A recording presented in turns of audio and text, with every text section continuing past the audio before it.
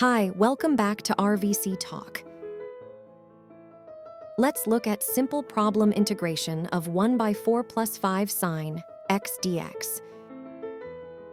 Before start solving this, let's assume tan x by 2 is equal to t. Then dx equal to 2 dt by 1 plus t square, and sine x is equal to 2t by 1 plus t square.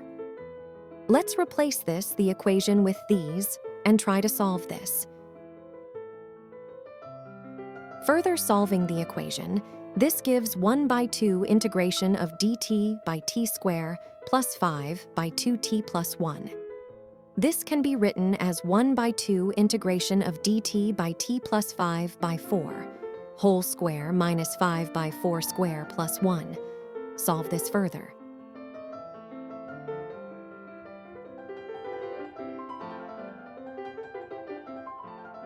We get finally 1 by 3.